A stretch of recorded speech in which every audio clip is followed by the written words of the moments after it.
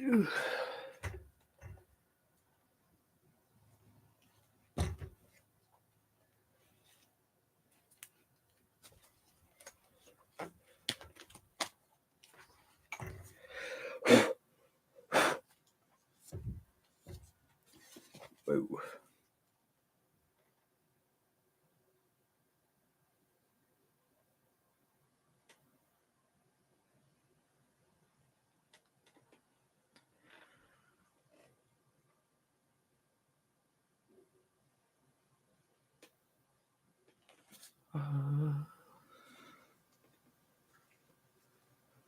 Vampiros, candles, mentos. Come on, bro.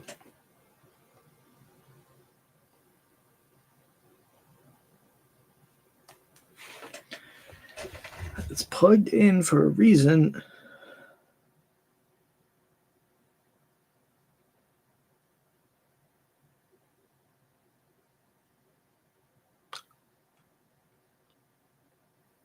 My tablet won't turn on. That's fantastic.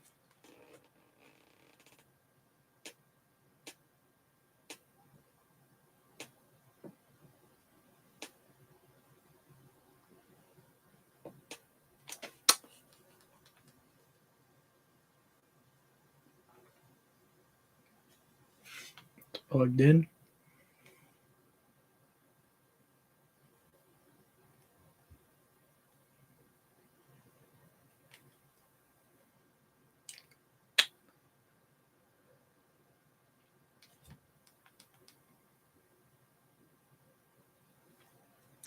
My tablet will not turn on.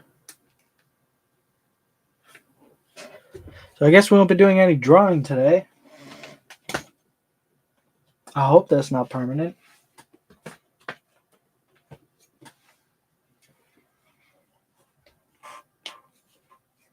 Awesome. Snowdroplet made it.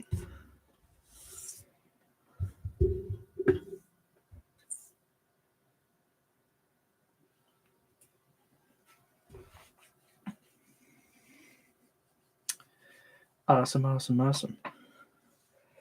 Well, tablet won't turn on, so I guess drawing stream is kind of out of the question, but we can still do stuff.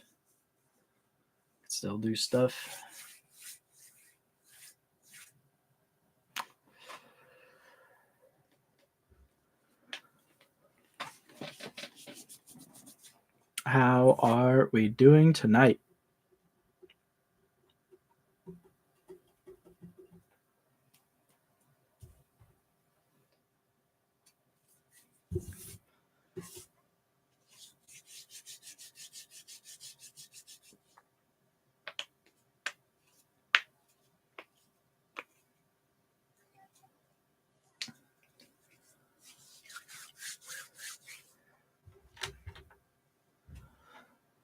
So I got a couple things lined up that we could do, but don't want to get too deep into it till we know whether or not Finch is dropping by or anyone else.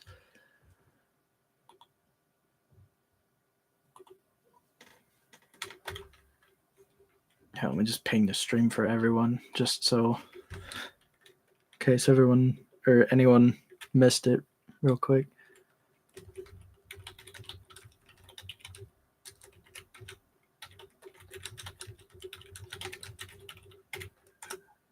It's not how you spell that. Instant typo. That's great.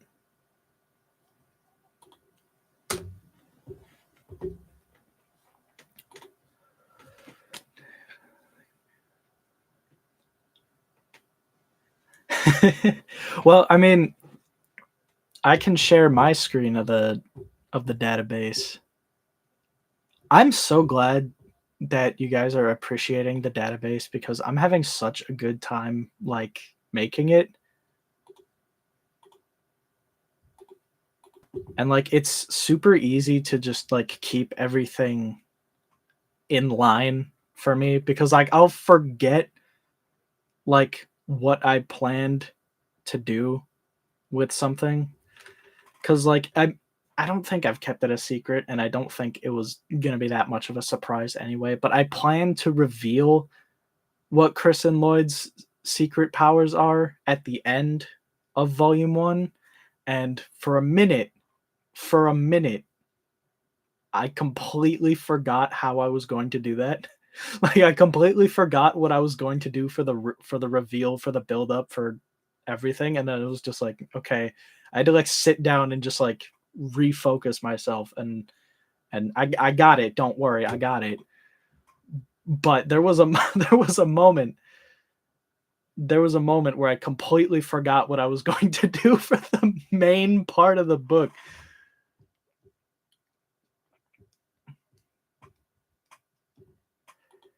Yeah, but no, this really helps. This really, really does help. And I've even been going ahead of myself here and adding in characters from like future chapters, or like if I create a character and I want like their whole power set, story, everything to be just written down and like nailed in securely, I'll write up a whole thing. I got like super inspired last week, and I created a brand new character. He's gonna be he's gonna be one of the big dogs like in the universe. Like he's probably in contention for like the number one hero in the world there. Um, and then I also invented like a perfect villain for him, like the opposite side of the coin exactly for everything. I got hit with so much creative inspiration around that character, and I can't wait to add him to the book.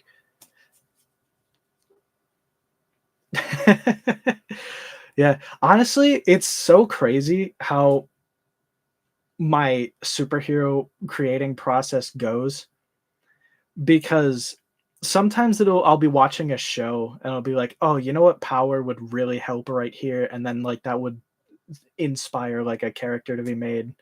Um but case in point for this new guy I'm making, like I just found a song, and like it just like screamed with like superhero vibes, and I'm just like, okay, I have to do something with this.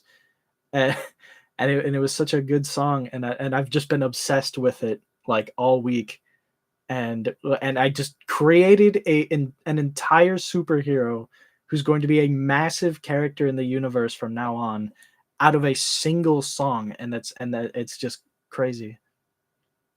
It's absolutely crazy.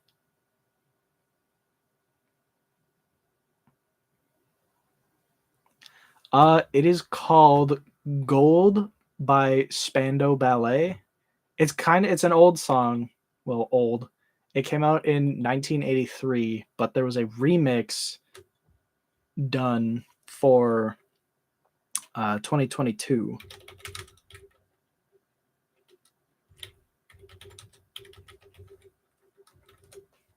Let's see, are we allowed to stream copyrighted music on YouTube? I think so, right? I think. I think.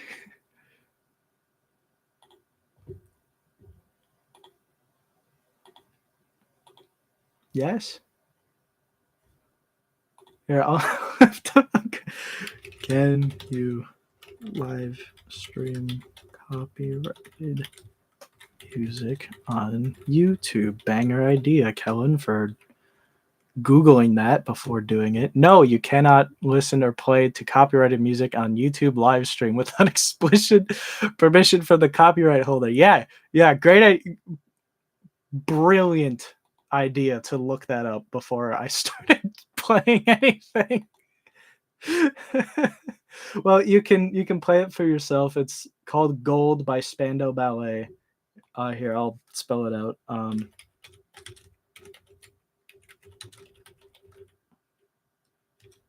it's the 2022 remix. It's it was a fantastic song. Like I was on like my like running route, and like I threw that song on. I just felt so good, like like li- it's got just such a good energy to it, and I don't know. It just made me feel some type of way, and I had to do something with it. I actually discovered it because it was used in an like a YouTube short edit, you know, where they do like a whatever. Um, for Booster Gold, like the Justice League character, like there was an like you type in Booster Gold Spando Ballet and you'll find like 500 copies of the same edit, and like it's just got such a good vibe to it. And then I spawned a brand new character into the universe. I had this character did not exist a week ago. Like I'm pretty sure I've like nailed in everything finally, like exactly a week ago, like last Thursday. And I'm so excited for this character.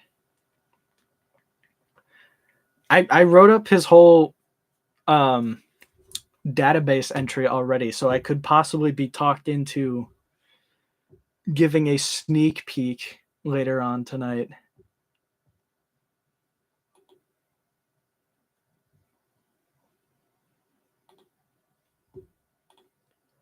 Did we have anyone new added since then? Well,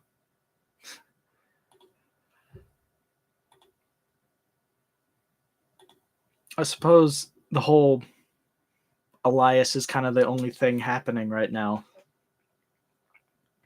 I want to know what everyone thinks about this new chapter here. Well, episode, I should say. The Elias arc. Cuz like I said, this guy was also like brand new. Like I made him up on the spot and decided to throw him into the book. So if that worked, if it's working the way I'm hoping it is, I can work that into the schedule, cuz like I've said, my schedule for uploading and like doing the episodes as they are is that I want to bounce back and forth between old character from the first book coming back, or and then after that it's new character introduced, and bounce back and forth between that. So so it feels more like I'm not just like dumping new stuff after new stuff after new stuff after new stuff, because I want to like advance like some of the older characters like further on, so that they a stay relevant and b can continue their stories and deepen their characters and such.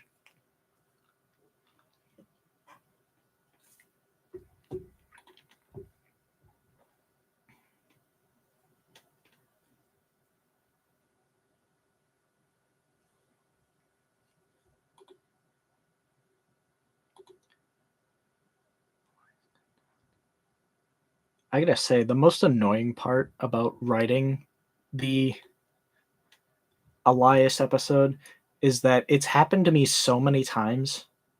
Like I'll just get into like a writing streak and I will be like just like I'm a typo machine. Like if it weren't for Grammarly, uh, like calling me out like every sentence, like it would just be filled with typos because I don't look at the screen, I look at the keyboard, because I failed type to learn in uh, elementary school.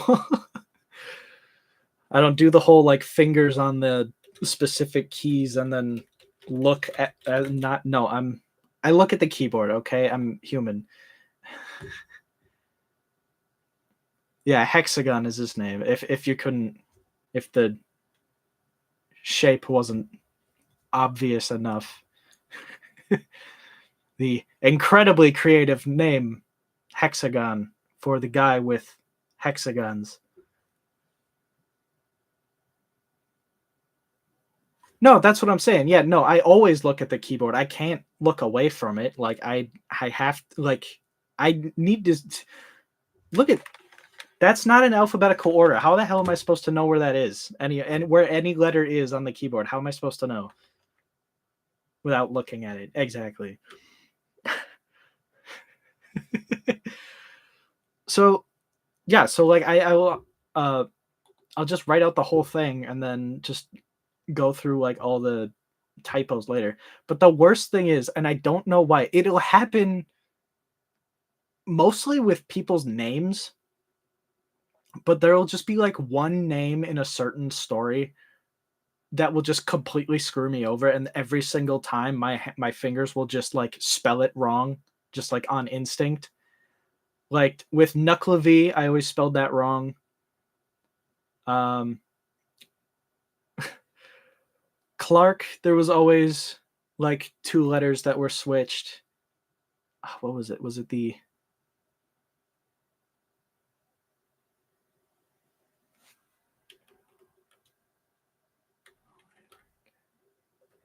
how did I misspell Clark all the time? I don't know. I mixed that up. But with Elias, it's happening again. Like I keep doing ELAIS on complete accident, and I have to scrub through the entire chapter before I post it to make sure that I didn't call him Elias instead of Elias or Elias. I'm confusing myself. I hate vowels.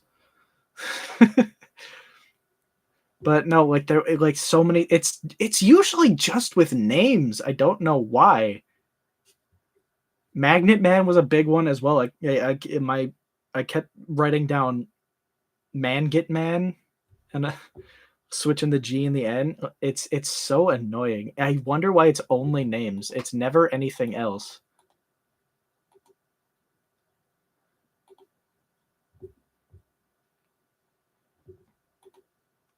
I don't know. But we can go through Hexagon's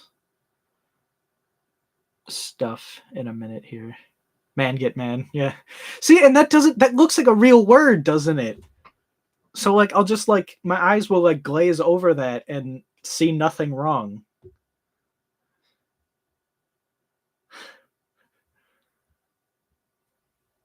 Like, yep, we got Nuclevi or Nuckelvi. It was the E and the L that kept mixing me up in Nuclevi. Nuckelvi, Man Get Man, Pwas.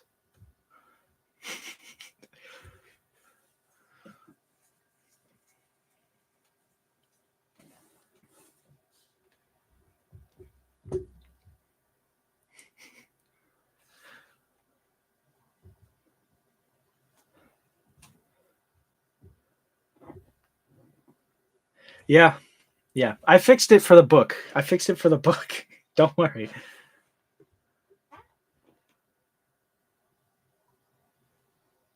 Because it's here. Let me Nuckelvi. Yeah, Nuckleavee.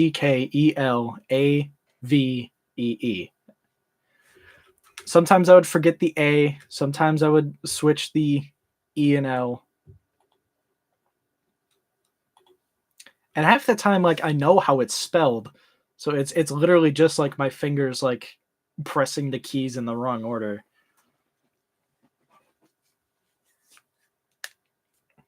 My brain moving too fast. I can't stop. Suffering from success, as they call it. All right. Yeah, we can talk about Hexagon for a while while we're waiting on anyone else.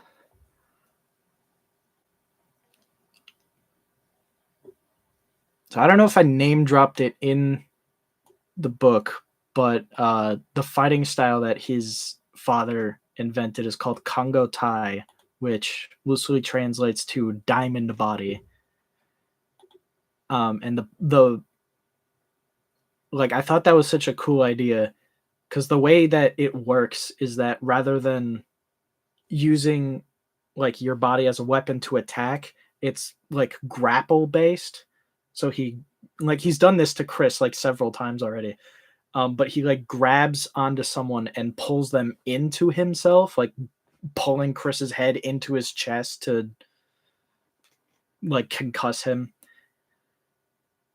because his entire body is it's not steel or iron or titanium. It's completely different kind of material.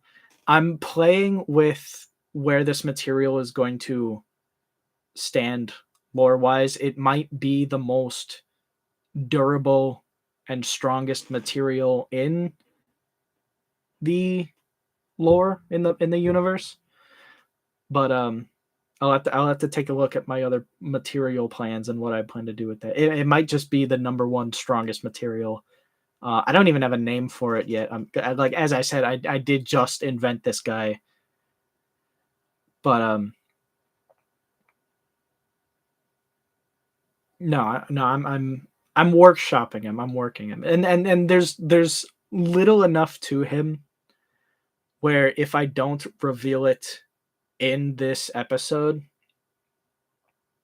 it won't drastically affect the rest of the books at all or anything.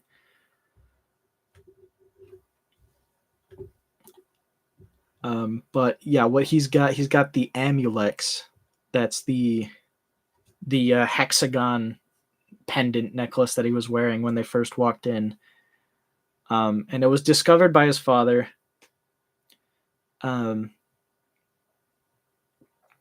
it activates and I don't know how to like describe it, like how it works, but like the hexagon like pattern of metal, they kind of like flip, like it's nothing, but then it like flips over, like it all like ripples across his body into the hexagon metal pattern.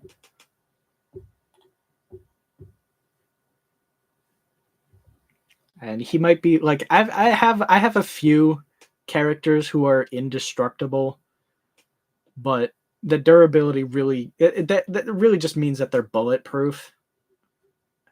Like there's obviously going to be like a limit to that, but I think with Hexagon he might be the only one where there really isn't a limit. Like he is truly indestructible.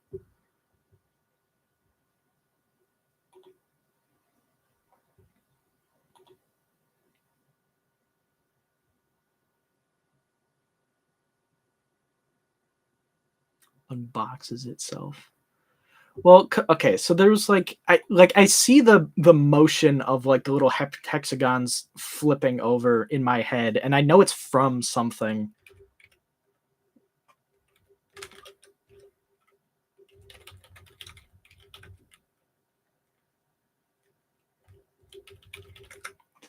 Like I want to.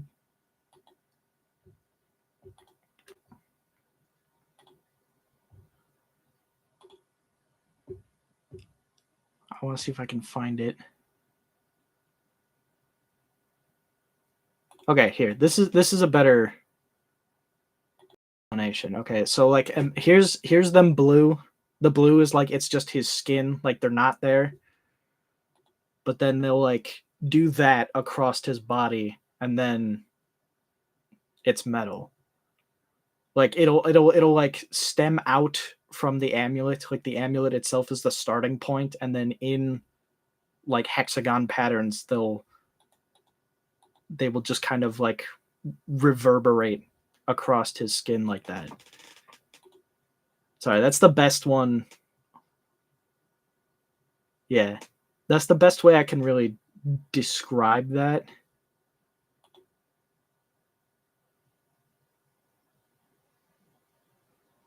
Yeah.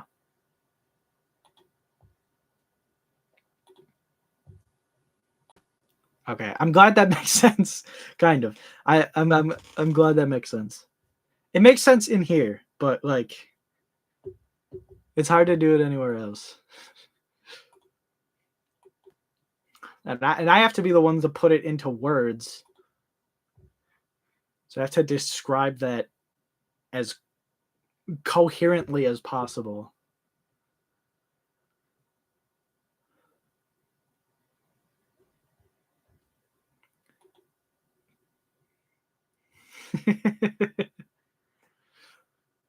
But so how's the chapter? I keep saying chapter, but I think of it as like book chapter for when I put it all together rather than quotev chapter for as I upload it. But the like Elias part that with Hexagon that we're doing here. How are you? How are you liking that? Disliking that? Interested in certain aspects?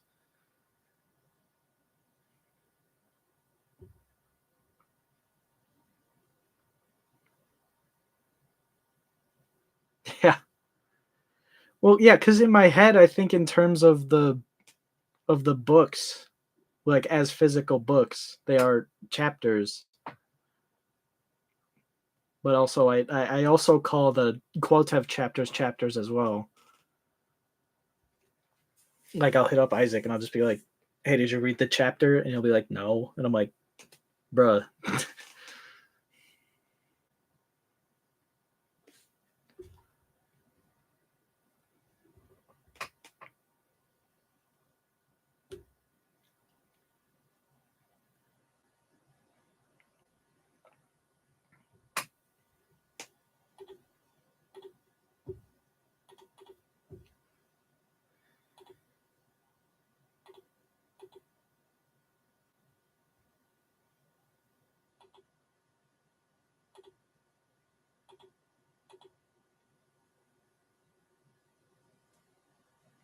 Okay, I had to double check. One of those, I had to make sure one of those was not there because it's not supposed to exist on there yet.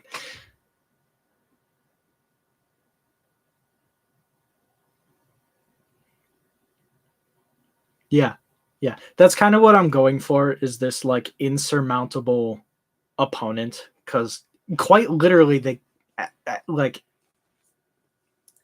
as where it is because I'm thinking of how far ahead I've written it for both in my head and on Quotev, which the new chapter comes out tonight, so I know I've I've got more of the book than you do.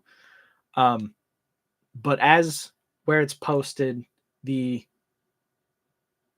he is kind of like a mountain of a challenge for them because he is truly indestructible. There is everything they're trying to do, they keep trying to get a leg up on him, and it's not working. So I'm excited to I get the feeling that this is something where people will either love how it ends or they'll kind of be like a little disappointed in how it ends. But I think the way that it ends is going to be the way that it ends. Like there's a purpose to it all.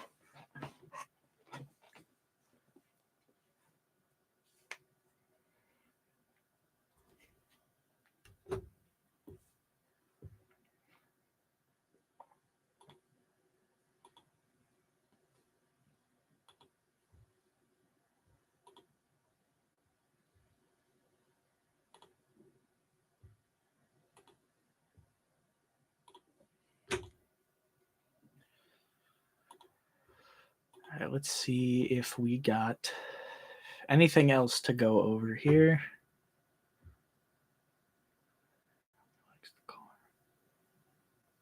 Oh, that's an alphabetical. I'm like, how? There's no way that I sat on making an article for the core until after I made the Amulix. I'm like, that's not possible. But I've completely blanked on the fact that these are all in alphabetical order.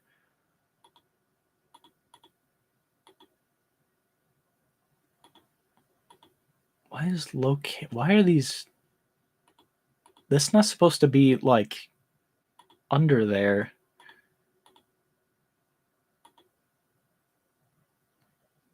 That's not supposed to be a subcategory of weapons, objects, and artifacts. I have to fix that.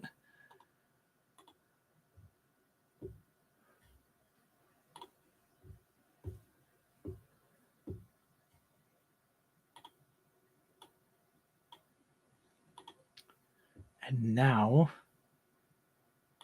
to try and figure out how to fix that.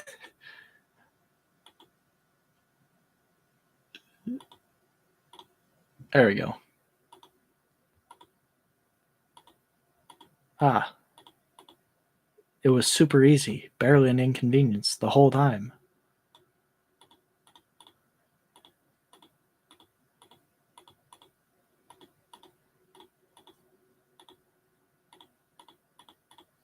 Okay. Okay. That should be it. There we go. Company locations and events. All there. No events yet. No events. I do have to get on the events. Here, we can do a what's my definition of an anti-hero versus a neutral? Well, anti-hero is like doing a technically good thing with uh skewed morals or bad morals. I typically think Red Hood is the go-to one where you're taking criminals off the street, but you're just executing them as well. Oh, Finch is here. Welcome, welcome back. Um, so anti-heroes would be like trying to do a good thing, but not doing it in a good way. But a neutral is just kind of like not really trying to do anything and just it doesn't like openly fight towards good and doesn't openly do evil, just pretty much whatever is self-serving at the moment. Like for neutral you have like the CEO of Allware, where he's not really a good guy, he's not really a bad guy, he's just kind of a guy. um you have Cascade, where he's not really a superhero, he's kind of just like an entity of the ocean, and he's just kind of like taking care of what he's in charge of taking care of. So, if a superhero were to get on his bad side, he would fight them. If a villain were to get on his bad side, he'd fight them. Miss Fortune, yeah, she helps out Chris and Lloyd and a couple other heroes, but end of the day, she's just looking after the artifacts and kind of doing her own thing. I mean, yeah, kind of, but like, I mean, it's all really like serve neutrals is really just like whatever serves their best interest. They could kind of be swayed either. They kind of they're like, what is it? Switzerland, Poland, whatever one was not picking a side. Nothing you can really just call good or bad. So neutral will kind of fill up with like side characters who make like one-off appearances or are important to the world building, like Calvin Booth, but not really important to superheroes or the ongoing story as a whole. They don't really participate in any of the crime fighting or any of the crime.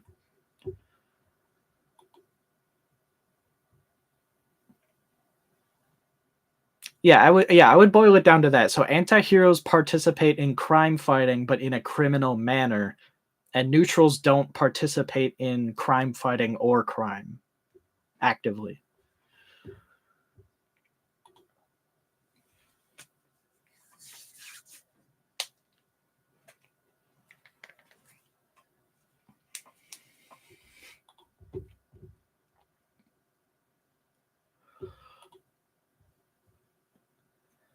And we got Stone the Hedgehog. We got three, ladies and gentlemen, we got three people in the stream tonight.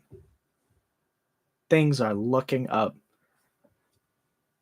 For you two who just joined, my tablet will not turn on, so no drawing stream tonight, unfortunately. But we got plenty of other stuff to go over, plenty of stuff we can talk about. Any questions about the book series or anything else, just drop them in the chat and I will answer them. We can look through the database a little bit more. I was just telling Snowdroplet earlier that I'm really excited for a brand new character that I just created over the weekend, and I could possibly be convinced into discussing them further.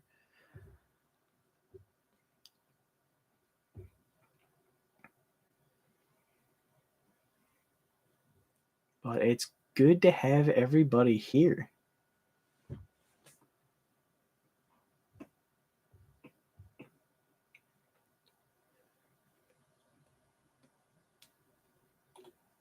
We were just talking about Elias Gundhound from the newest chapter. I'd love to hear a new character, you say. Yeah. Yeah, yeah. I may bring them up later. I'm gonna be real mysterious here. It could be very important to the universe. Yes, character completely inspired by a single song. It's just got such a good energy to it, and it was so superhero coded. I couldn't help but doing that. I couldn't help myself but create an entire character based off of just the feelings that I got from that song. Gold by Spandau Ballet. I've been listening to the 2022 remix version. I'm not entirely sure how much different all the songs are, but that's the one I've been listening to. Go listen to it. It's very good. And not only did it spawn a superhero out of this, but it spawned a really great villain as well. And I know that they're good because this will happen every once in a while where I'll create a new character and then they dominate my thought process. Like throughout the day, I'm constantly thinking about like this character. How can I flesh out their story? You know, listening to the song that makes me think about the character. Oh, and I was mesmerized by my own creation here with the character, and then I went shockingly deep into the backstory. And I honestly, I think it's probably one of the better characters I've written in a while. I mean, for all he's doing right now, Elias is kind of not a character. He's kind of one note. Bro's getting his own book. I don't know about that. I don't know about that. He's definitely gonna get a chapter in a Whip Hand and Valor. They're gonna meet up with him and help him out. I don't know about that. In universe, he's really big. In universe, he's really big. Like he's gonna like possibly in the running for like number one in popularity in universe. Like as popular like as like well known and established and powerful and strong as Superman is in the DC universe, he would probably be my Superman stand-in. Not that he's a copy of Superman exactly, but like popularity wise in universe. Like he's the guy. I've always struggled with that. I've had like I wanted to make like really iconic characters, but like I'm really good at like side story characters, like who won't like if these were like comic books in a comic shop, what would be the Superman? What would be the Spider-Man? What would mine be? What would be the big sellers? So I kind of wanted to branch out on that, and I think I might have struck gold here, so to say.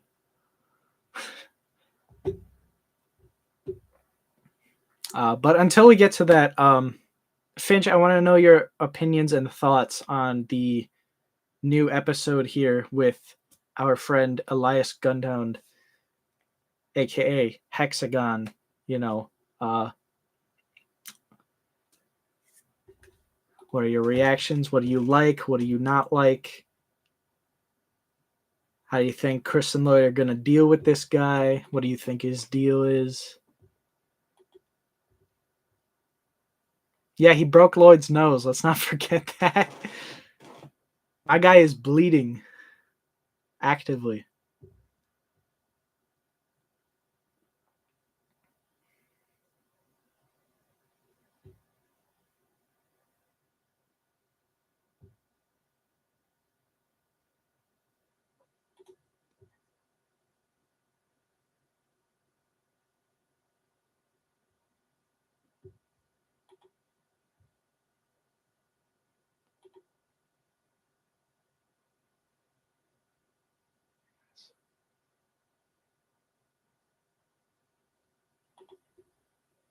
Man, I gotta say, love this website. It's so good for keeping everything organized. When we used to have just the random Google Doc that like you had to scroll all the way to the bottom to get anything new.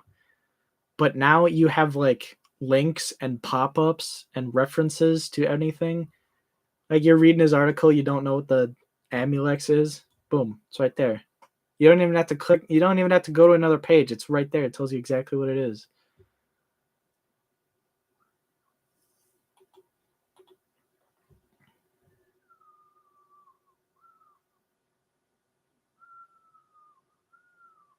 Yeah, and not only that, but with his unique power set, um,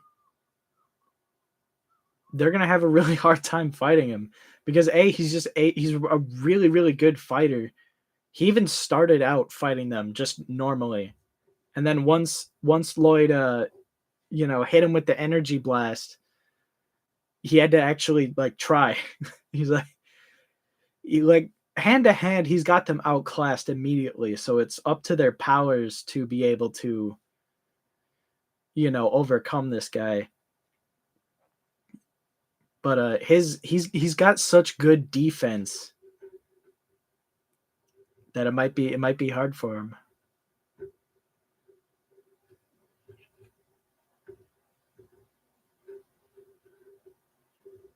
Oh, that's a fair idea. Fair idea. But would that even injure him? Who's to say? he has to actually try.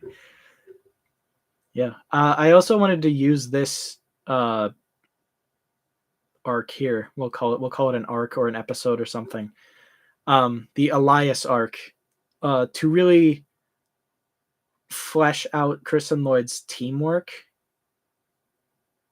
Because they've kind of just like, all right, I'll take this guy, you take that guy so far. When it came to the Falcons, when it came to the Illusionaries, but they haven't really like combo attacked. You know what I mean? So like this is them like working together in tandem, using their powers simultaneously, complementary to kind of overcome this mountain of an obstacle on the mountain of real.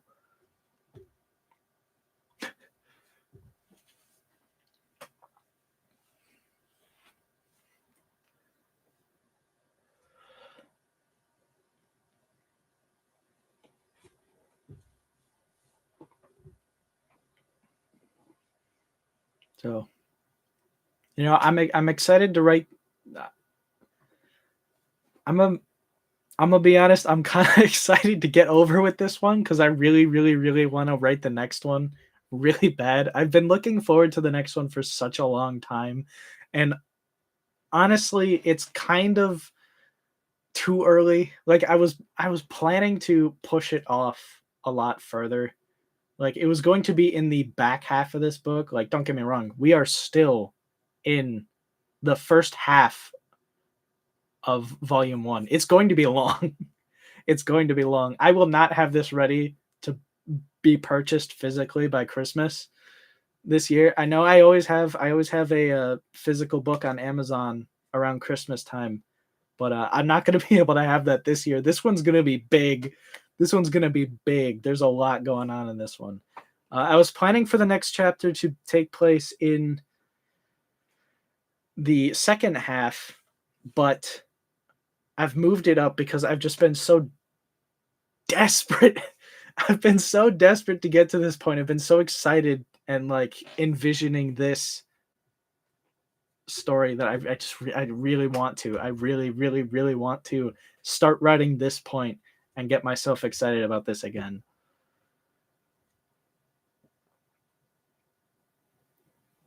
Yeah, you have time to figure out secret powers. I just have to make sure to remember how to reveal them again. No, don't worry, I did. Finch, I was telling Snowdrop earlier, there was a moment last week where I realized I had completely forgotten what I was planning to do to reveal, like how the reveal was going to do, like the setup, the reveal, the reaction, how that plays into the ending of the book. Because I mean, I've made that pretty clear that I'm going to reveal their powers by the end of the book.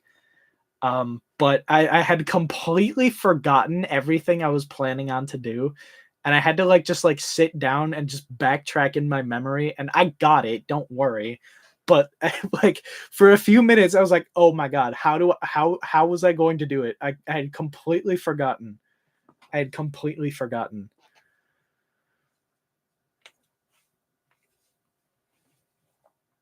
I had completely forgotten. You guys want to know what the next one is?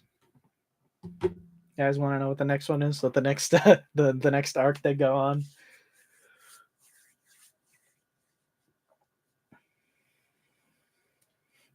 So if you remember my pattern, new character, returning character, new character, returning character, new character, returning character.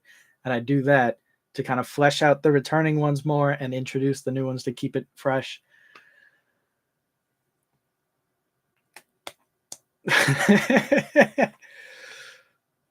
Oh, Chris and Lloyd are going on a mission for Joey.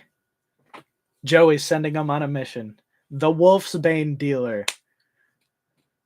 The Wolfsbane dealer himself. Chris and Lloyd are going on a mission for him. Man, I've had so the Wolfsbane dealer in the flesh. I've been thinking of all the fun stuff that's gonna come out of this. I'm gonna be real with you guys.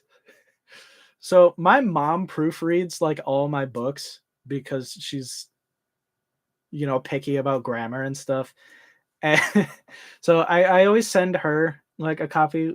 I send both my parents a copy to read through because they've been the one raising me through all these superheroes and stuff like that.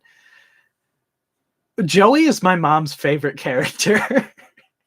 And he's not even really a character yet. He's just like everyone's just like, Joey. It wouldn't happen to be Joey, would it? Like she loves that joke. She thinks it's absolutely hysterical. It's her favorite character. Not even the one based on me.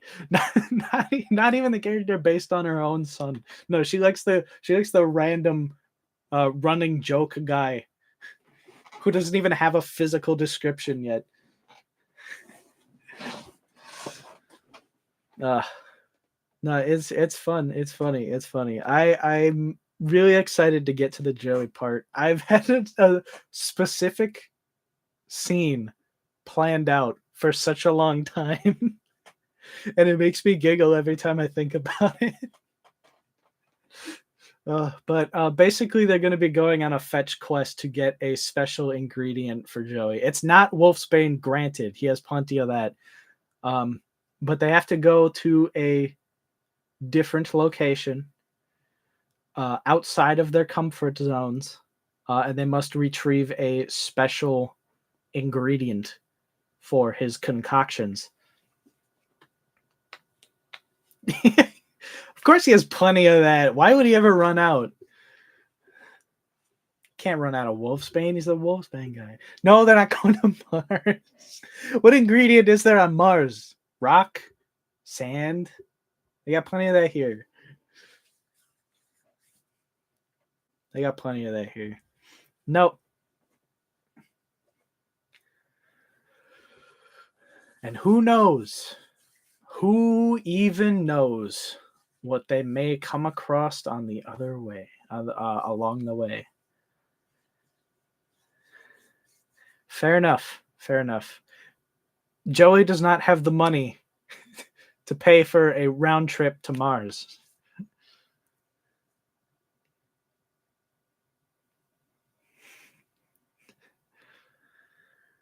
Hey, Wolfsbane is a good business, but it's not that good a business.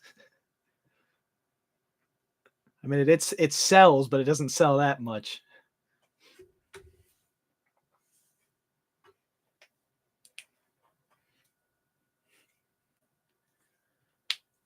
They're not getting use out of that Falcon 5 beacon. No, they're not. No, no, Falcon 5's not gonna take them onto Mars to get a rock.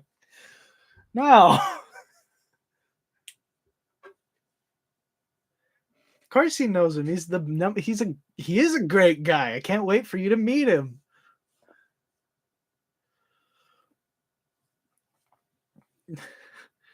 I created Joey back in high school as a kind of magic element because a lot of my heroes were either like science based, tech based, or something, or just like, you're just born with their powers. But there's not a whole lot of like mystical or magical ones at the time. I've kind of been using, you know, Miss Fortune and, Hellraven and Mandarin Colby. They all came like much after Joey did. But he was kind of one of my first dips into kind of like, potions and, the magic arts and bringing magic into the superheroes and that. Um, but I made him with a superhero name and superhero intent behind it. So he would use his potions like offensively or defensively and have like, like magic potions. Well, those three, Mander, Colby, Miss Fortune, and what was the other one I said?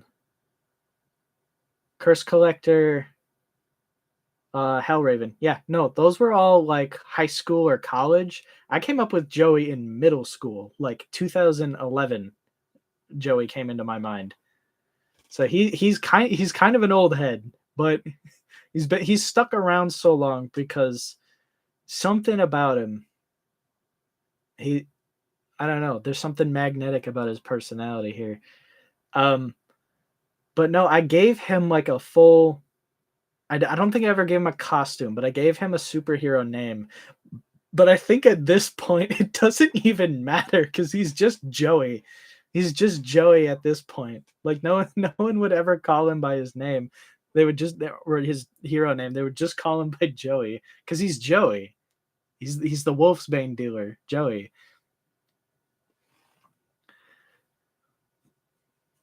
Man, what was the okay? I know what the first superhero Wolf Banisher. That's hard. That is the hardest name I've ever heard of in my life. Wolf's Banisher. That's awesome. That's way better than what I had. I didn't even like plan on the Wolf's Bane thing until I wrote it into the book, and it was just kind of like, where did you get Wolf's Bane? He's like, I know a guy. Like, and the guy that he wasn't like, the Wolf's Bane guy. He was just kind of like he had all the magical ingredients. So if anyone needs Wolf's Bane, that's one of the things he has. But no, that's his entire personality is growing Wolf's Bane. His name was going to be Magic Splash because he was going to, dabble in potions and stuff, and they would be like throwable potions for like area effects. But so Magic Splash was his name's going to be, and he was going to be a little off. He still is. He's still a little off, but it'll be great to meet him if we get to that point.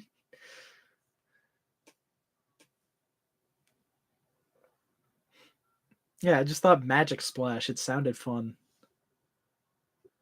So, his name was Magic Splash. Well, yeah, because like nobody's gonna call him that now. It's too late. He's Joey.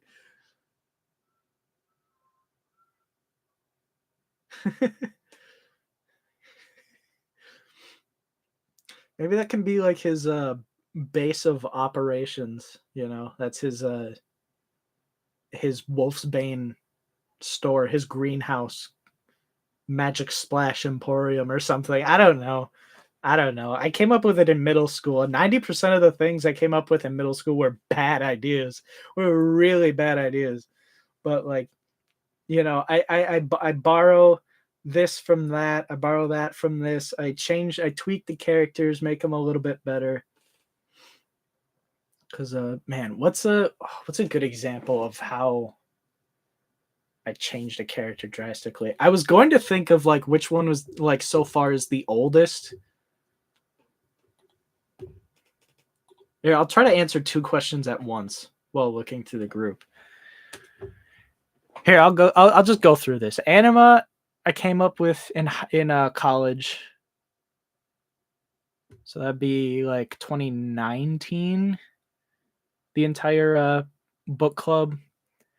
Astronite was high school,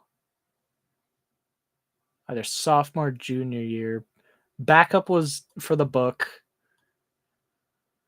Bomb Shadow. Damn, when did I write? When did I write that? That would have been my junior year, high school. Candle Wax. Ooh, Candle Wax. His name used to be Candlestick, and then I changed it to Candle Wax to be more wax based. And I believe I based him off of the Pokemon Litwick because his head used to just be like just a flat like candle as he was, but the flame on top was purple. He was white wax with a purple flame. So I think I based him off of Litwick at the time. So that would have been middle school as well, maybe 6th grade.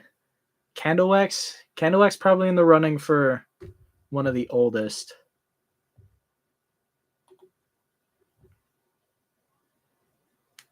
Cassex was made for the book.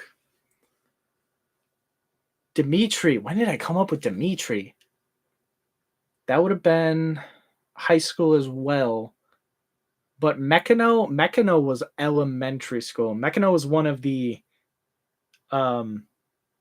like I was real small when I made Mechano. His name wasn't Mechano, and he was drastically different. So you remember in the book where Dimitri tells him to activate the Clobertron offensive systems, and he turns into the giant robot with the big like single eye and the bulky body and the like claw and the smasher arm, and the laser beams in that. That's what I created him as originally. His name was Clobbertron, and he was a big, destroying robot, and that still a good guy somehow. I don't know. But then I like it there's a go. Bad idea when it came out because I was a child and young. I didn't know how to write characters or stories or anything. But I changed it to so that while keeps keeping the same like heart and effort in that, as kind of an homage. So it's like a bigger, stronger form to the character. So I condensed it down into a still large but roughly human-sized body, changed his name to Mechano, and then the Clobbertron is now an offensive system to have like a more, like a stronger form.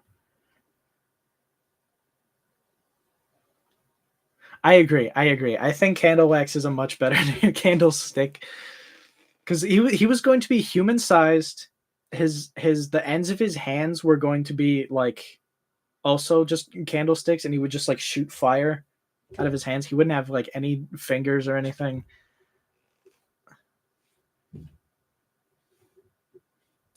Is it Meccano? Do you pronounce it Meccano? Yeah, that's that again. That's the problem with it being books. Is that like I can't just like enunciate it in parentheses? Yeah, a lot of people read it as Meccano, but like I felt like that's too. Like I think there was like something else called Meccano. Like there was like a robot toy.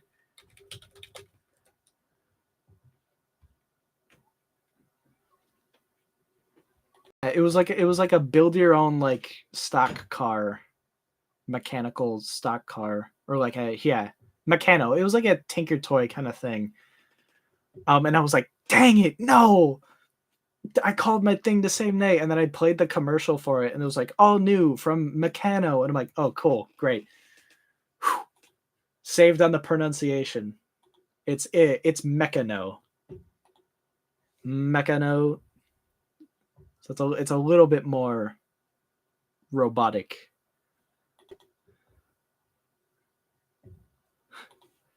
But no harm, no foul. Are there any other ones where like the pronunciation's unclear?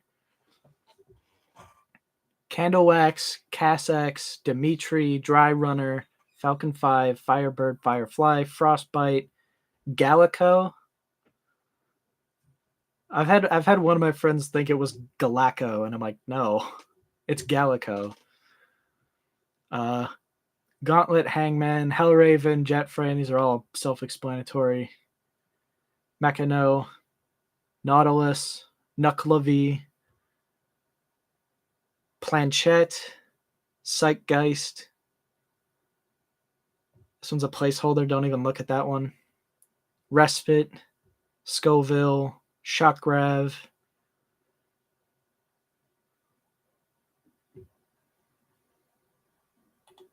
Villains. Yeah, Brazen, Dexter, is to and is not. Kaniza. Honestly, I don't even have like a inner monologue when I read that anymore. I just go like, eh. I skip over trying to pronounce that in my brain. And every time I like write her name, I have to like go in and double check because it's so bad. Thatcher, Troxler, Plasmat, Psyop, Proctor. Aurelia didn't even get a name drop in the book yet. Kind of just a world building character. Tokina is Paz's sister. I don't know if anyone was confused on how to pronounce that. It's Tokina. You know.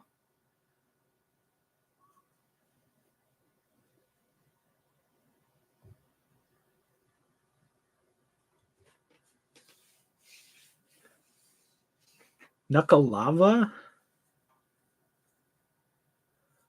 Interesting. Yeah, so yeah, words are interesting. How like different people can read the same thing and then interpret it different ways. So it was Meccano, Nuclavy.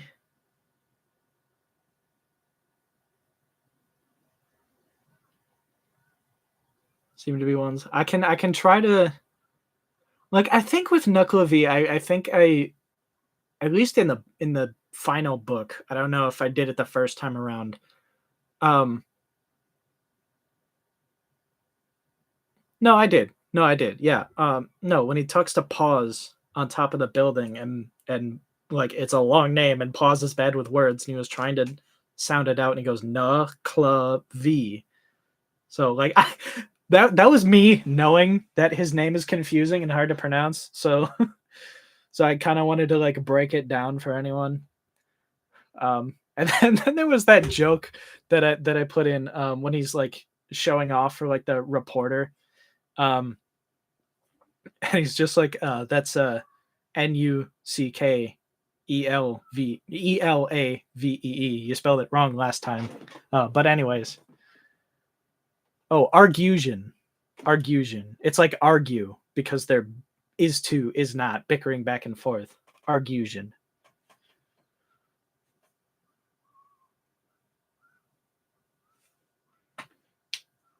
Them two as well. I'm like insanely proud of Argusians is like because their whole species is like they're 100% birth rate is, as twins. They always get born as twins, and they are built with like a genetic hatred for each other that compels them to travel as far away from each other as can be in order to spread their like genetics out as far as possible.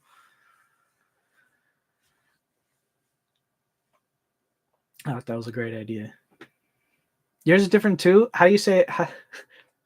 How do you say it? Say it for me right now in text. Just writes Argusian, writes the name again. Argusian? Argusian.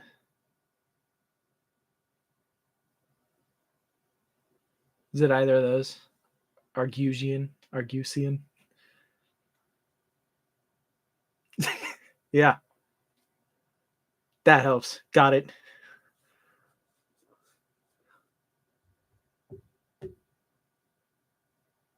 Argusian? That one? Argusian?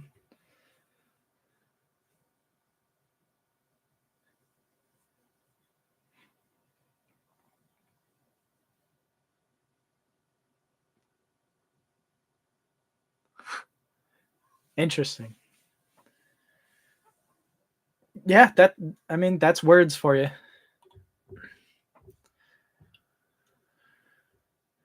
Argusian. All right. Okay, so oldest one and when I came up with them. Where was I? Oh yeah, Dimitri. That would have been high school. Dry Runner. Man, when did I come up with Dry Runner? College? What was that college? Falcon 5 was high school. He was based on a dream I had. I literally had a dream of a dude in a red Falcon mask jet packing across the sky. Hardest thing I've ever seen in my head. Firebird, college, Firefly. Oh, jeez. What was that? Fifth grade? Fifth grade. It would have to be fifth grade. And I know that because Firefly, much like the new guy, was based entirely off of a song. If you couldn't guess, it's Fireflies by Owl City. Still my favorite song to this day. There will never be a song written better than Fireflies by Owl City.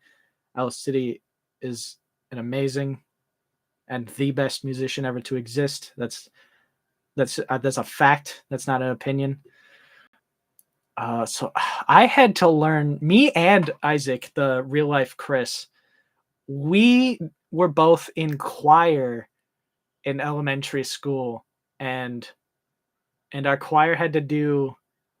I say had to, like we were forced to. I got the privilege to perform Fireflies, so we got to learn the whole song for a choir concert, and since then, that's been like our both of our favorite songs. It's such a good song. So Firefly might be no that Mechano thing that was way before Firefly. I think way before fifth grade.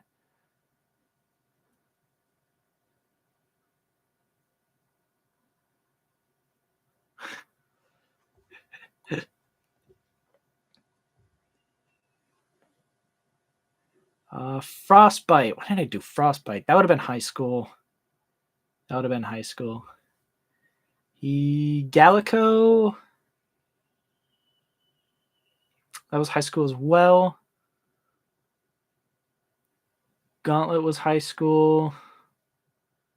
Yeah, I drew Gauntlet for my friend, and he thought the concept of space metal was just absolutely amazing and hilarious. So that was like an in joke between us. Actually, he was the one who like I let him name it, and he named it Zulthrum, the metal that Gauntlet's gloves are made out of. Hangman was high school. Hellraven, high school, I believe. I think. Hold on. Because I would have been.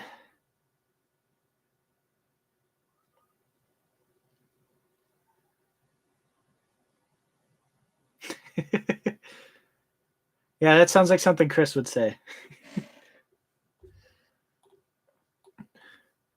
See, because I have. So there's all like the secret origins of like what I what I created the heroes for, because a lot of them are like, necessity is the mother of invention. I'll watch shows or movies or series or something, and I'll just be like, man, a character who could do this would be really helpful right now. And then I'll make a character off of that and be like, how would the story change with this character? Um, and then with that, I would just take the character and then just throw it on top of the pile of all my other ones, and then just incorporate it into the overarching story going on with that. So like I'm trying to think back, like when was I watching this show, and was that before I was watching the other show?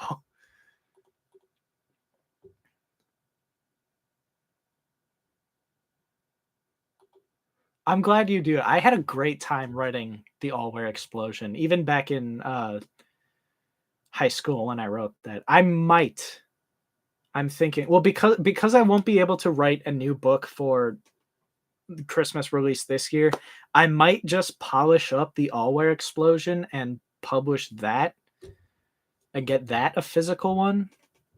I would have to do a lot of polishing. Like, oh my god, if you go back and read that, like on Quotev, like it's really bad. Like every like person's point of view, it starts off like, I am 22 years old. I have brown hair. I have green eyes. Like all right, past me. I know you want to paint an accurate picture of this person, but you can make it a little less blunt and obvious about it. It's not a checklist. This is a story. Come on.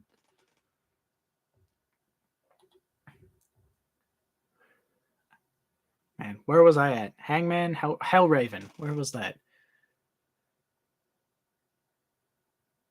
Oh no! Oh, I remember. Oh no! Oh, that would have had to been like high school. That was high school. I know because I have no choice but to admit it.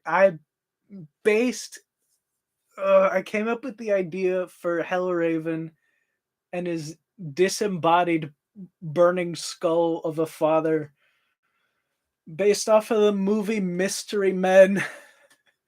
There was a character in Mystery Men called the Bowler, and her gimmick was that she had a bowling ball, and inside the bowling ball was the skull of her father, and it was like kind of alive. So she would throw the bowling ball, and it would knock into all the bad guys, and then it would just fly back into her bowling ball bag. And I was like, wow, that's kind of stupid.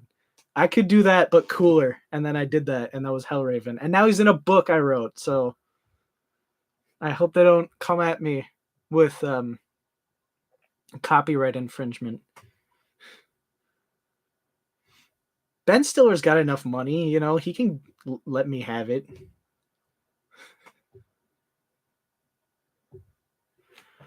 So that was Hellraven. Jetframe would have been high school as well. Magnet Man, college. Actually, Nuckelavee, Magnet Man, Pause were all created at the same time and also based off of a song, and it was actually called Renegade by Hollywood Undead. So there was all three of them spawned into existence after listening to that song. Mander, ugh, oh my god, I don't even want to think about what I made Mander for. I don't even want to think about what I made him for. But when did I watch that? When did I watch that? High school? It had to be high school. I didn't have time to watch anything in college.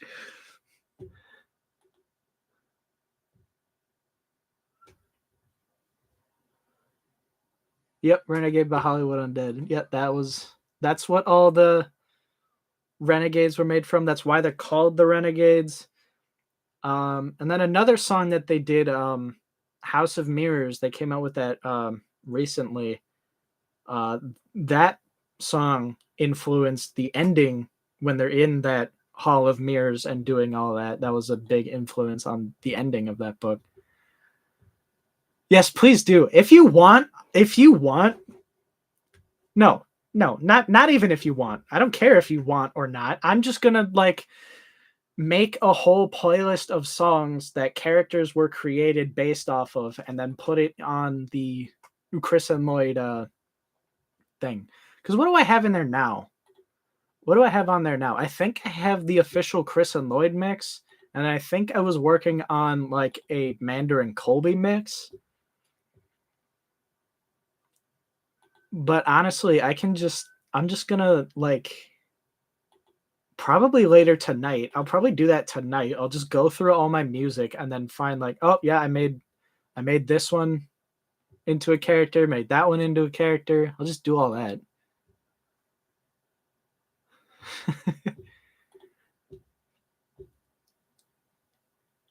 Mander, fuck Mander. Forcing myself to relive the cringe. When was that? When was that?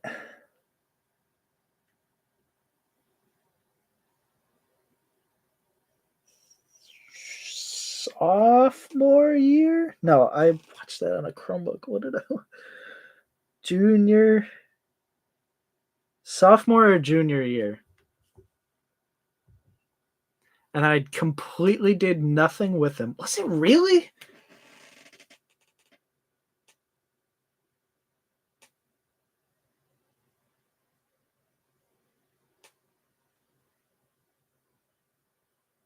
No, no, I watched that twice. It would have had to have been in college. It would have had to be. Yeah, so I made Mander in college. Mander and Colby came in college.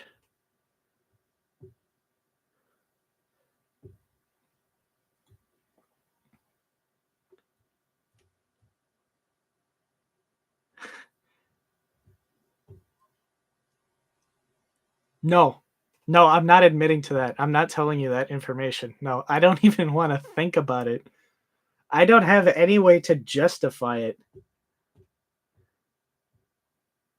It doesn't even make sense. He doesn't even match what it was. No, no. You don't get the information of that. Literally anything else. Like I have two characters that I watched a absolutely terrible show, and like they ended up being like the best characters. They ended up being the best, like some of the best and more important characters in the storyline. I just have no way of introducing them. Like I had to my like Isaac had to like pressure me so long to tell me for me to tell him what I was watching that spawned two of the best characters in my arsenal here. And even I didn't want to tell him. I didn't want to tell him. Tell him. How bad is it? I'm not telling you. I'm not telling you. I'm not telling you. The Mander thing, I'm not gonna like say what it is, okay? So there's two things I won't say like what where they came from. I have a character called uh, Red Rebel. He's going to be very very important in the lore, but I have no natural way of incorporating him into the story yet. And then there's another guy named Death Row, which I've actually became super lucky, and I found an airsoft mask, which is exactly what his mask looks like. So I bought it with like my very first paycheck ever. I bought an airsoft mask that perfectly matched my character, and it's been sitting here on my bed behind this piece of wood the whole time, and you had no idea. You got hoodwinked. Nope, not Death Row. Death Row, like Jethro. Deathro, like the name Jethro, but it's Death Row. I'm a mastermind, obviously, taking notes. Yeah, but no, those are very important characters. They've been around for a long time. They've been a super big staple in my universe. They will be important. I just have no idea where and how to implant them. But they both came from a very, very, very horrible show that I don't even want to admit to having seen, period, let alone have been made such important characters based off the show. Mander, and to a much grander degree, of all people, Curse Collector also came from somewhere that I'm not admitting to. No, Mander and Curse Collector and Red Rebel and Death Row, they came from Red Rebel and Death Row, same show. Mander and Curse Collector, different, same series, but different from each other. Those two and those two. And I won't admit to what either of them are. One is a show. If I have to be more specific, it's an anime. And then the other one is a YouTube series, of all things. And I'm not going to admit to either of them. And that's all. That's all I have to say. Colby's clean. Colby's clean. After I got Mander in, I was like, he needs a kind of. Oh, how did I come up with Colby?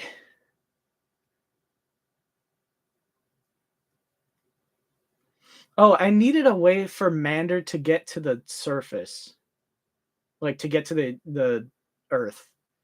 And I was like, what if he's summoned, but like like he's summoned to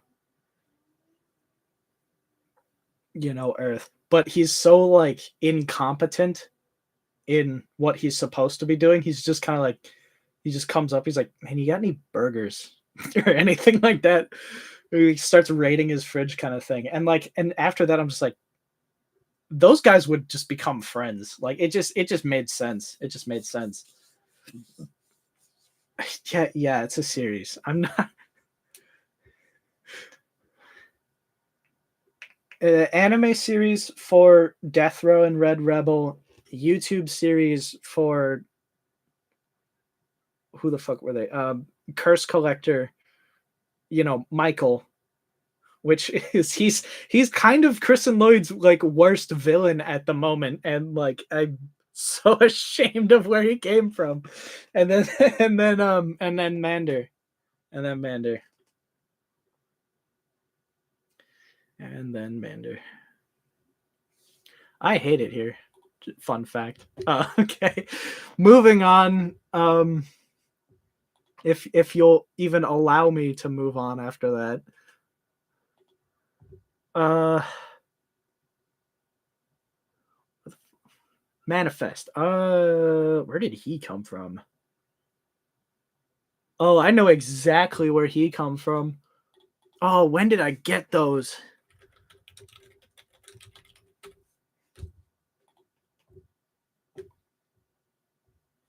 No.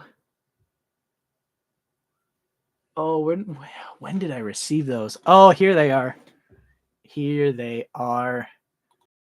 For Christmas one year, I received a pair of Skull Candy white headphones. And I completely fell in love with the design.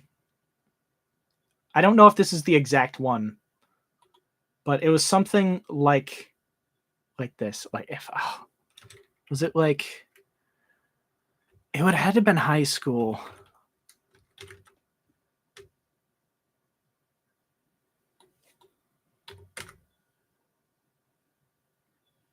I don't know, but like I liked the design, and like when I like took them off and like put them around my neck, like if it looked like I was wearing like I just taken off a gas mask and it was hanging around my neck.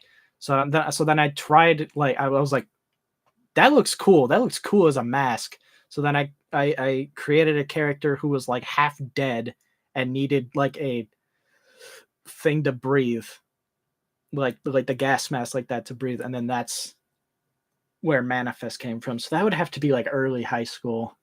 What's That's the side quest mystery. Main mystery is Kristen Lloyd's secret powers.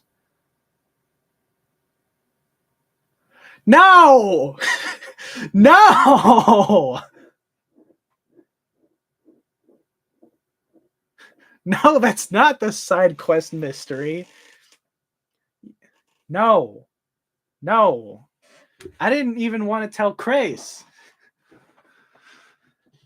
He made me. He doesn't even know where Curse Collector and Mander came from. I didn't tell him that. I had to tell him the anime thing. It was so important. You know, Red Rebel's massive player in the lore. Death Row, not as much, but still very popular. He's part of a big team lore wise. But like, I had to tell him that. Twisting my arm practically, not physically, but metaphorically.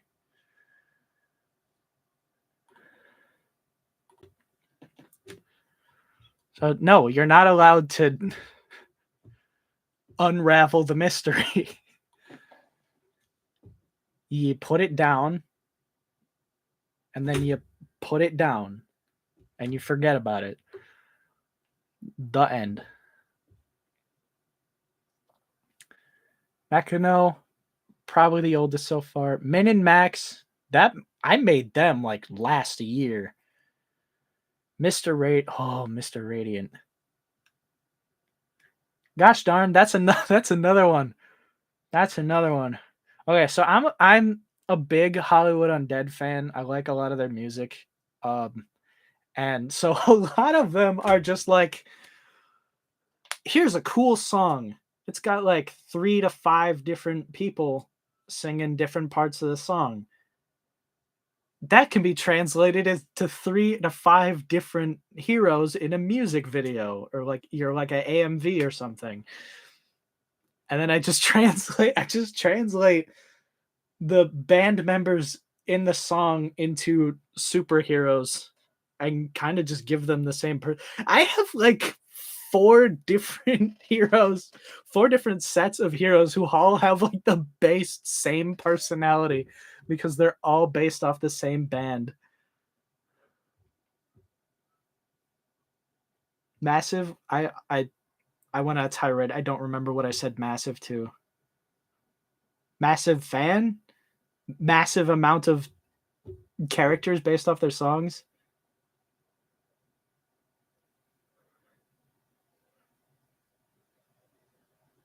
The most recent? No. That would be Elias.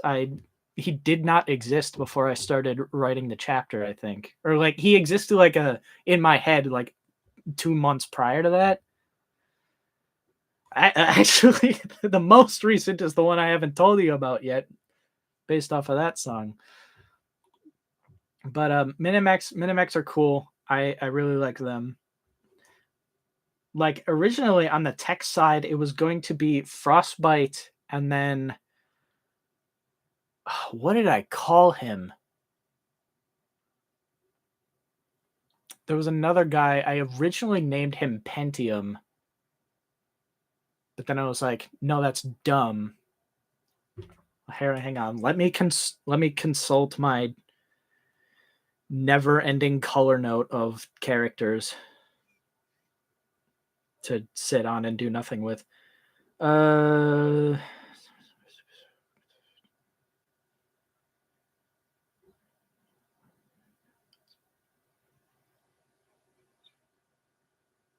Mainframe. I called him Mainframe, and he was just gonna be like pure hacking.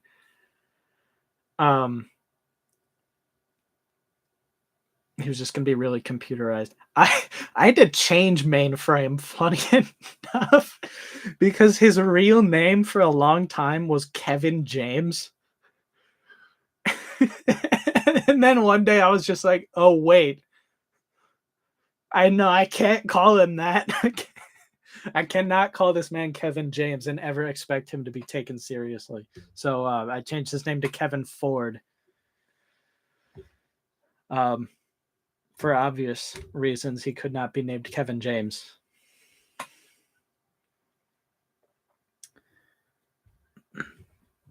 So, where was I at? Manifest. Right? Manifest, Mechano, Minimax, Mr. Radiant, right. So that would have been late high school. Nautilus again, college. Knuckle V again, college. Orbit. When did I come up with Orbit? That would have been high school again. Pause, college. Pitch, high school. Planchette. Ooh. I believe I created her for that Dangerous World story on my Quotev. So you have like a date for that, actually. let me go back. Let me not share this tab yet while the current chapter's still open. That would be brilliant, Kellen. Thank you. Dangerous World 2019 Planchette. Oh, shit. Zeitgeist.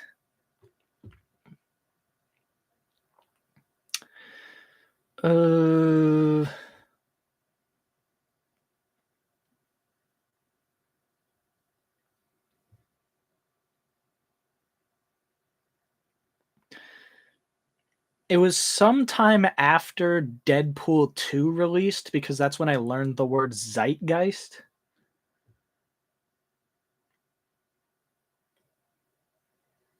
But that was also, he was probably pretty recent. Psycrat again, don't worry about that. Respite was made for the book. When I was putting volume 1 together, like what I was planning to do,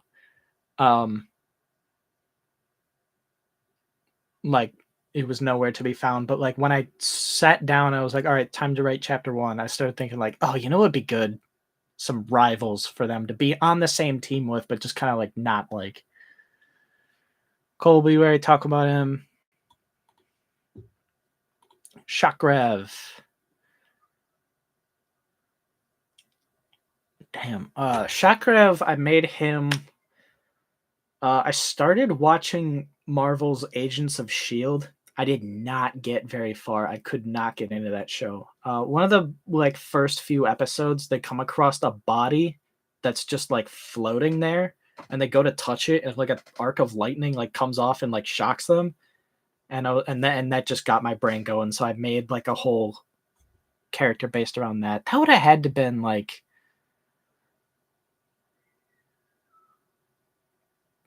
I hesitate to say college because nope, because I doodled all of the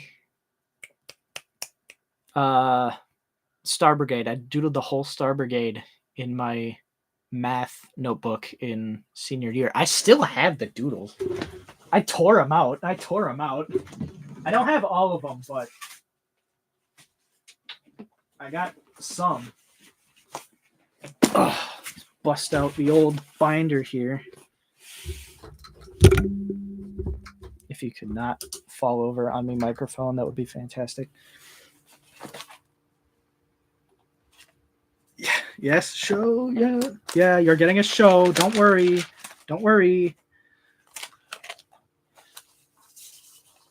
Oh, my fan.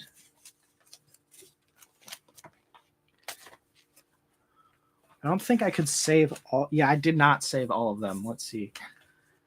Jet Frame, that's not even what he looks like anymore. That's not even part of the brigade, and he's not even part of the team. Okay, so you got Jet Frame that doesn't look like Jet Frame, and you get the original drawing of Falcon 5. Now, let me blow that up real quick. So I went crazy with the helmet design for Jet Frame. He had like a chin strap in there. If it can focus on that. and it had like a bunch of spikes on it. He does not have that, so went crazy with that. And then that's my first doodle of Falcon 5's mask, and his little hood up.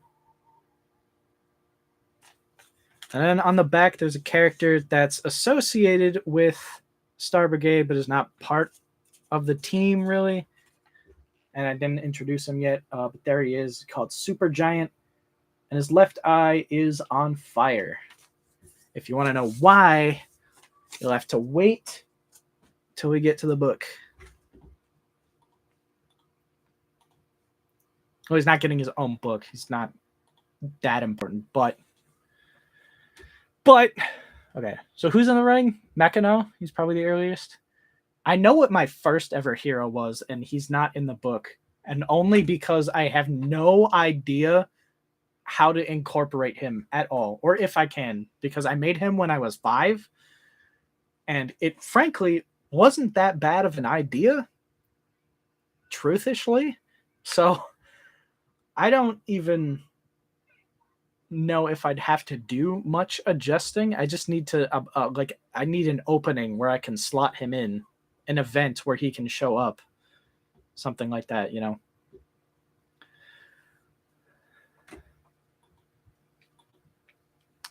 Let's see here. Signal, college, sketch. Ooh. Sketch, that probably would have had to been that would be high school? High school. Yep. That was the high school era. Slapbox. High school. Smart Alex, high school. Soothslayer, high school, and I know that definitely because me and another friend of mine, he was the one who actually said Soothslayer to me because we were in English class and we were reading Julius Caesar by William Shakespeare, and they would keep bringing up the Soothsayer, and he would turn to me and just be like, more like the Soothslayer, and I was like, damn, that's good. And then it's just these like little moments like that, and they just spark entire characters and entire storylines and that, and it's amazing how like little they come from.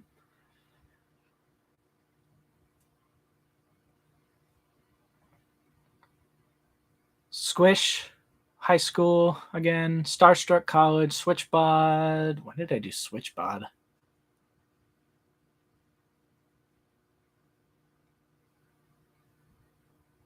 Want to say high school? Black Rabbit. Okay, Black Rabbit. Oh, if I can even remember what I got the idea for the design for. Oh, what was that game called? I was watching a playthrough of a game and there was a rabbit character. It was like a humanoid rabbit character, and I'm like, and I don't even know what I said or what the thought process was, but I went from that to rabbit-based vigilante. I don't even remember what it was called. It was some kind of indie game. And there was a rabbit guy in it. Oh, that's going to be bad if I don't remember where Black Rabbit came from, guys.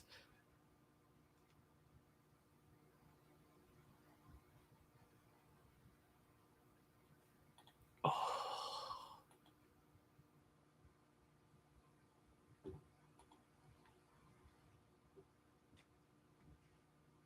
The Black Heart and the Rabbit. I like that. That's fun. I like that. Oh man, what was it called? I don't even remember. No, it can't be.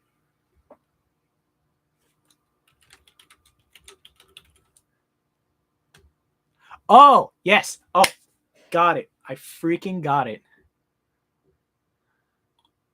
I freaking got it.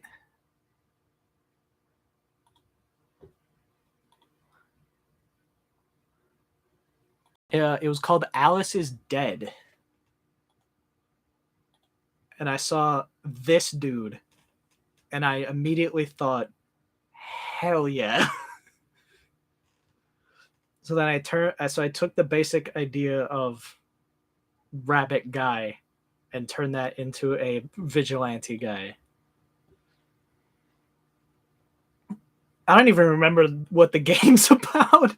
I guess it's about Alice being dead. I think like Markiplier played it or something. That's the only reason I even watched the video. But like, yeah, no, I saw this guy once, and it just became like I was just like, oh, inspiration.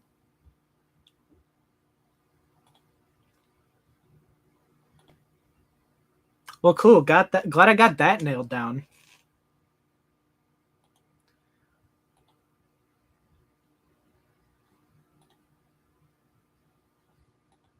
All right, let's. And then of course 2 and 3 and 4 and 5 and. Oop. Did I say 5? I didn't mean to. I didn't mean to say that. Let's see. The Witness. Ooh, that's a good question. Let me think on that.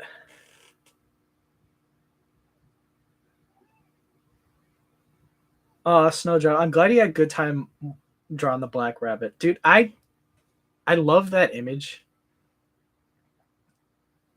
I like you've emailed me before. Like you see, I've made that image my Google profile picture. It's great. It's great. That's like my professional one. Like that's the one where I contacted my local bookstore for we did I don't know if did I tell you this last stream, but like my local bookstore did like a local author fair, and I signed up for that, and I sold a bunch of the cover. No, I did tell you this because the cover that you did, Snowdrop, with the World's Greatest Book Club, that's the one that sold the best. Um, but no, if I contact anyone in relation to my book, it's with that email. So that it's the face of the business, so to speak. You should do more Black Rabbit. Wouldn't that be a treat? You should do more fan art of my books. Yeah, what a great idea that you had.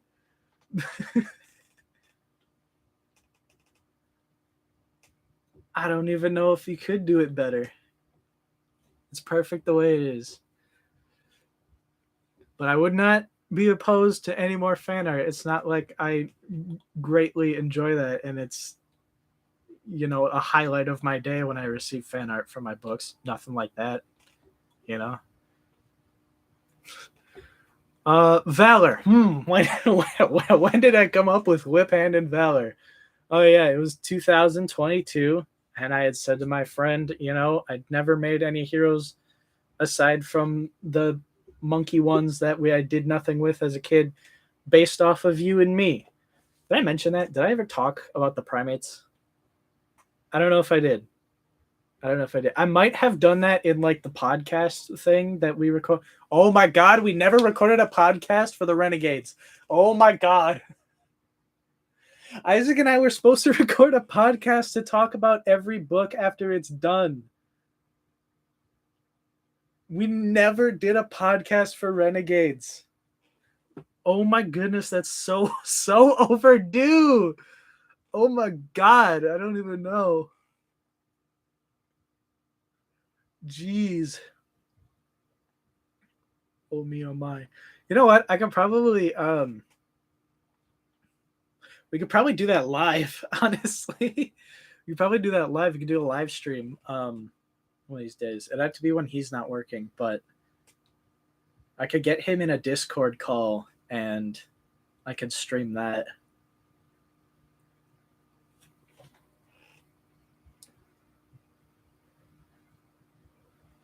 I do I do got time.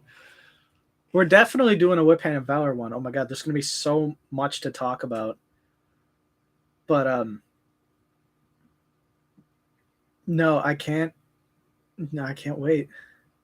Did we lose Finch? Where did Finch go? Get back here.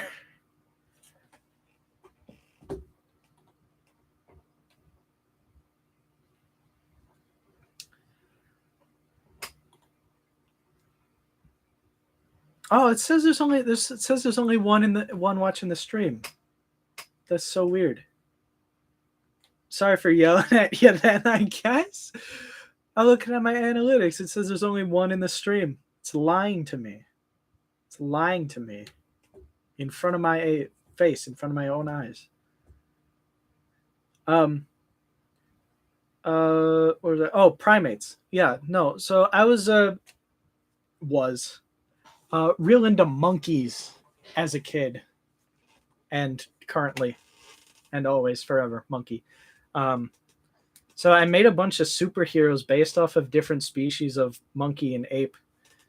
I called them the primates, and I attached each one of them to like all my friends, and I would sit in like homeroom, and I would just draw like full on loose leaf paper. I would just draw comics of all these little monkey superheroes, and me, I was Spider Monkey.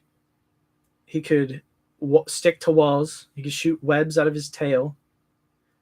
And believe it or not, he also had stretchy limbs, just like Lloyd. So the comparison's a bit uncanny. And come to think of it, my friend's character was Capuchin, the Capuchin monkeys, and because Capuchin monkeys are very smart, because I was under the misguided belief that my friend was intelligent, just because he knew more stuff and wore glasses, I thought he was smart. So so I made him the smart one, and so Capuchin had super smarts, and he was also able to move things with his mind, which so does Chris. And I knew that's one of his favorite superpowers, so I had to give him that one again. But he is the rubber band. The rubber band. He's in a band called the Rubber Band. It's not true. I'm lying. All right, so what was the primates? Okay, Howler Monkey is the leader. There was Pattis, the military monkey. He had the ability. Howler Monkey. He had a sonic scream. Pattis was the second in command. He had the power to transform his arms into any weapon he needed. There was Spider Monkey. There was me. There was Capuchin. That was Isaac.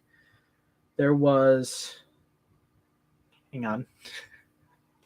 Believe it or not, I made a song, so I have to go through the theme song in my head to get all the members.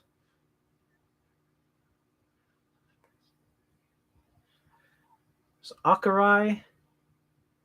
The Akurei monkey, it has a bright red face and is able to shift it between different shades of red. So I gave Akurei camouflage and color changing powers, so he could like blend into the background. There was Tarsier, who had a long prehensile tongue and had super jumping. Gorilla, who was obviously super strength. There was release their theme song. It's just Johnny Comes Marching Home, but it's all the lyrics are just listing off the monkey names.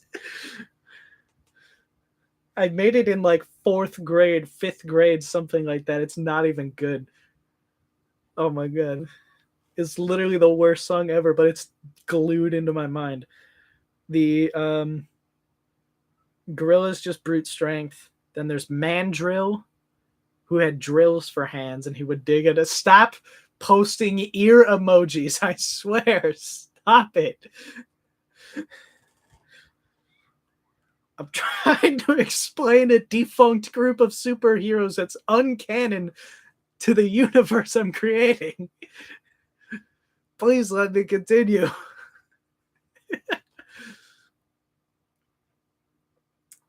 Where was I? Mandrill. He had drills for hands and he would dig under the ground. I'm not even going to look at the chat anymore. You're causing too much noise. I'm turning red just from laughing so hard. The Mandrill. There was Lemur. God, what did Lemur do?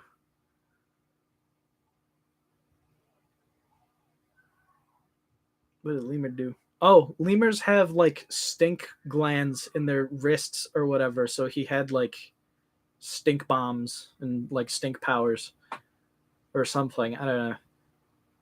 And Baboom, not baboon, Baboom. He had bombs. Why I thought that was a good idea, I have no idea. Because he like, so he has bombs, but I also gave him like, I gave him like giant fangs because baboons have like big scary teeth and they also have like big expandable cheeks, so he was able to just like eat inanimate or not inanimate but like inedible objects. Which that in itself should have been enough for a superpower. I don't know why I gave him bombs as well. Maybe because I was like 8 and I thought that was cool. And then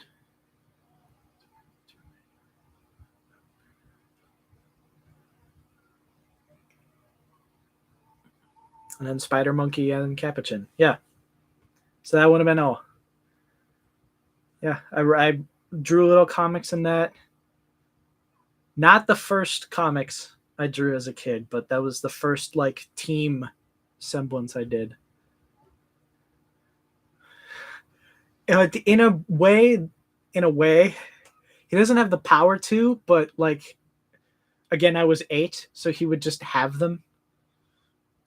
You know, it's not like whoosh, I have a bomb. It's just like I have a bomb. Like he picks it up out of the cartoon magic satchel, I guess.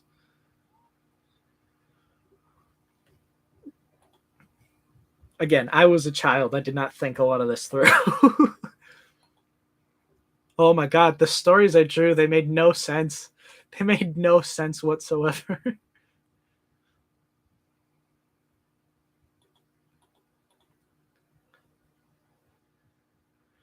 That's a banger idea.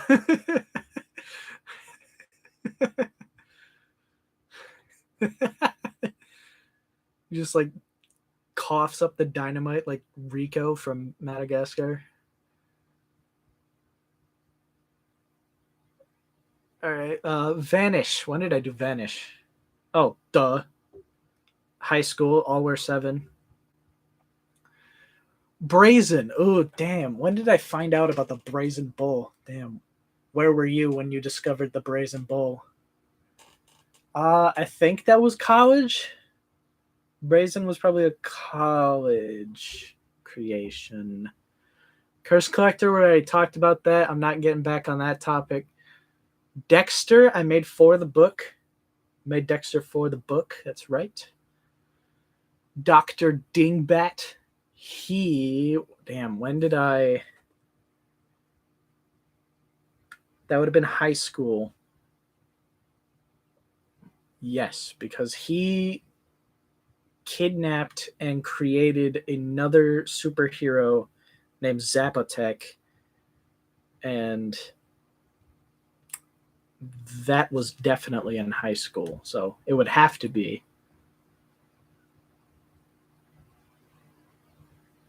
Oh, yeah, we've been running for 2 hours, haven't we? Well, have a good night, Finch. Here, you know what? I can just speed run these real quick, and then we can call it a night. Falcons, college, Eldrick Man, college, nope, out of college. So this would have been recent, like 2 years ago, 2 years ago, 2 years ago, 2 years ago, 1 year ago, 2 years ago, 2 years ago. No Man would have been middle school to high school. Plasmat for the book. Psyop for the book. Red Jasper would have been high school. Sonic Monkey 2 years ago. Speedrunner 2 years ago, Thatcher 1 year ago, Troxler 1 year ago, Open Wound 1 year ago. There you go. Did it. Is Finch still here? We did it.